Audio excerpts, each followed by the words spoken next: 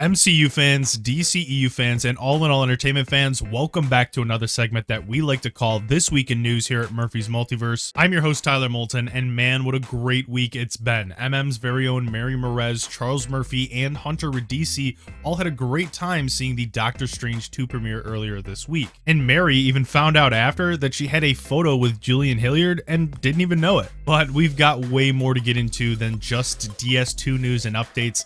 Like, for instance, new evidence that Moon Knight could have a second season, and Fast X, what's next after the new turmoil, and a bunch of Guardians of the Galaxy reveals you don't want to miss. Before we get into that news, don't forget to smash that like, subscribe, and notification bell so you're always up to date. Doctor Strange in the Multiverse of Madness. The reviews have been somewhat mixed, but we will really find out once that audience score hits Rotten Tomatoes. Whether you have or have not seen this film, you definitely should know that DS2 was initially made much longer in comparison to the final cut. Sam Raimi this week revealed the removed length, stating, well, the first cut, I actually don't remember the length of it. It was probably about 2 hours and 40 minutes, and it slowly came down even though we did the reshoots. We took out material even though the reshoots went in. So this means roughly 34 minutes of footage was disposed. But luckily, Raimi does expect to see that footage show up in extra features when it comes out on Blu-ray. Benedict Wong also discussed an idea for a Doctor Strange spin-off series on Disney+, which this would include his character alongside Jacob Patelan's Ned. I quite like the idea of the sorcerer and the apprentice with Ned as my apprentice.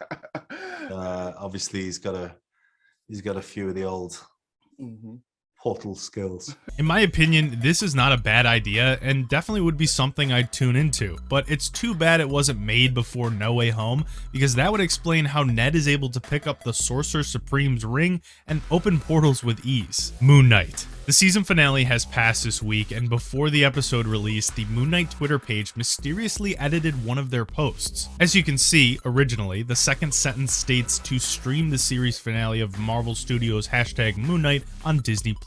Now, not too long after, they replaced the word series with season, which of course is a huge difference. We've been told all along that this is a limited series, one and done, but this could be hinting at another season to come. Now, we were fortunate enough to get a chance to speak with both executive producer Grant Curtis and director Mohamed Diab, where Charles V learned some great exclusive info. When asked why Jake Lockley was saved for last in the finale, Curtis replied, "As you know, Jake Lockley is peppered throughout the whole series, but it's not until the final scene that you actually see him. It was our writer, Jeremy Slater, leading us on the most satisfying journey for Mark and Steven to go on. That's how it played out." We also wondered why Layla was missing in the ending after her major transformation. Diab added, "I would say that it's left open so we can play with it the way we want. She can stay in Egypt. She can go back to London. She can be a superhero. I can't wait for myself to see her and Toweret on a journey driving each other crazy." I think it's left open for a reason, because in the next journey, you need to think of all of those things and flesh them out in a very thorough way. So pretty interesting stuff, and you can find even more exclusives on murphysmultiverse.com. Moon Knight writer Jeremy Slater has also had some time to look back as well,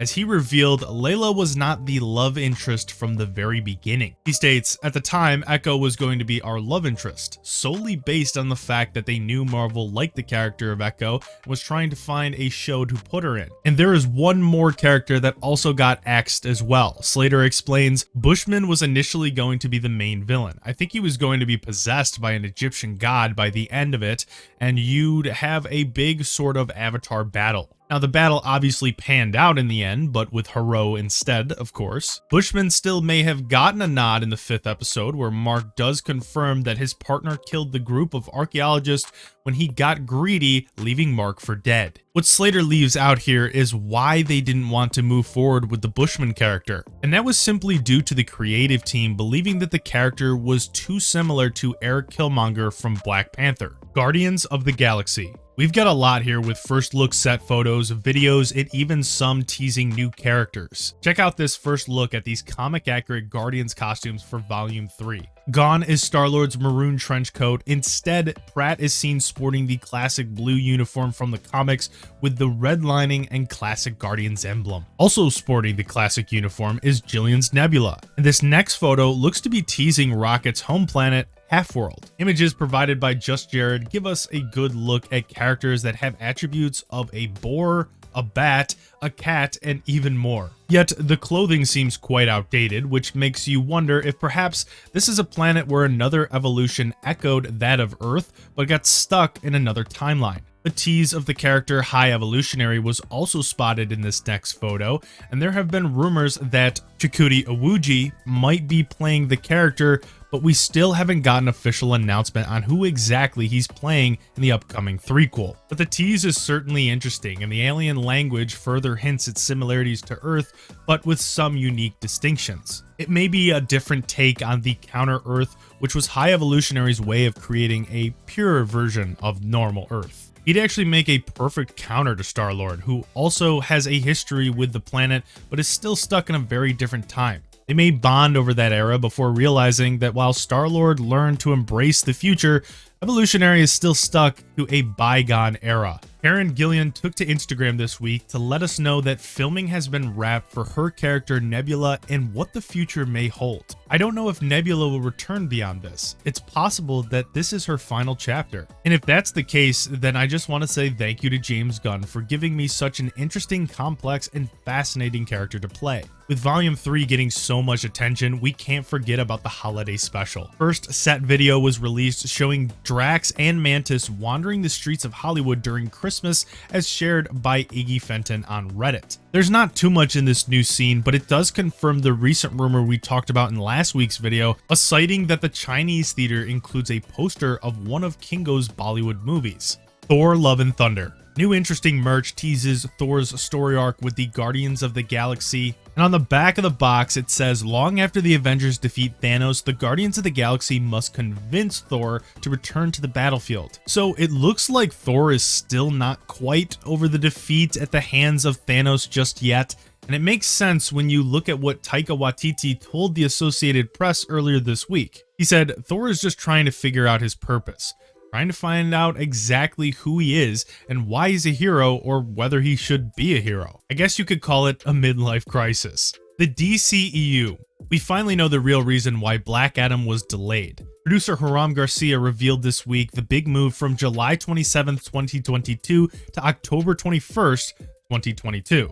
I think we're just in a world right now where there was a huge and understandable freeze up when the pandemic hit and a lot of productions were put on hold. Now that the industry has really roared back, the pipeline for VFX is so jammed. Obviously, all these superhero movies just require so much VFX, and we're just in a situation where the majority of the VFX houses are just completely swamped with work. In a surprising move, the new Warner Bros. Discovery merger has decided to cancel DC's The Wonder Twins film. We just recently learned that they casted KJ Apa and Isabel May in the leading roles not long ago. This comes from the hashtag show that does not explain exactly why it was axed. But on a lighter note, we do have a Peacemaker spinoff in the works. We learned this week that Viola Davis is in talks to star in this one and also serve as an executive producer. There are no plot details on this series just yet, and all we know is that it will not be in the same vein as Peacemaker was, which basically means less comedic relief and more seriousness. This series could follow the aftermath of Peacemaker, where Waller's own daughter, Leota Adebayo,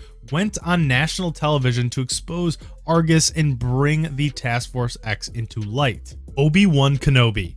We are getting so close to this series that we are at a point where we keep getting these nice little nuggets like the new trailer and also concept art that we showed last week. Now this week, we also got treated with some promotional art that show Obi-Wan and Darth Vader facing off. These just look so sick. Popular updates. The Fast X controversy continues. We discussed in last week's video how director Justin Lin has decided to step down, moving into a producer role instead. The search for a new director ended quickly, with the looming fact that production would lose upwards of $1 million every day they had to search. Louis Leterrier has stepped in to take over this role, and he's known for his work in The Incredible Hulk and The Transporter. And we also did find out the real reason Lin decided to step down. Reports state it was due to the difficult on-set behavior of series lead Vin Diesel. Apparently, the details show that the star has been arriving to film his scenes late, without even knowing his lines. He has also reportedly shown up out of shape, and this development would cost Lin $10 or $20 million to worry about. This is a decent blow to the franchise, as Lin has stayed on longer than any of the other directors throughout this franchise's journey. Tokyo Drift was the first film, followed by Fast and Furious 4, 5, 6, and 9. Paramount Plus is now developing a new Jackass series. For now, it seems they've mainly ordered a series with the producers, who will likely discuss it with the original team, and we'll see how many veterans will stick around with the new series or potentially leave the franchise behind. Johnny Knoxville, who's the de facto leader of the Jackass crew, has recently hinted that he's likely done with the stunts after his work on Jackass Forever. Apple TV's Godzilla spin-off series is eyeing to cast Kurt Russell and his son Wyatt Russell. The spin-off will follow up after San Francisco was leveled by Godzilla, as a family's connection to the secret organization Monarch is unraveled. And it looks like part of the cast might be a character named Lee Shaw, who is a military leading man type, according to Illuminati's latest piece. And that is the news for this week. Make sure to comment below which piece of news you are most excited about. And before we leave, don't forget to smash that like, subscribe, and notification bell. I want to thank you for watching this video, and we will see you next week.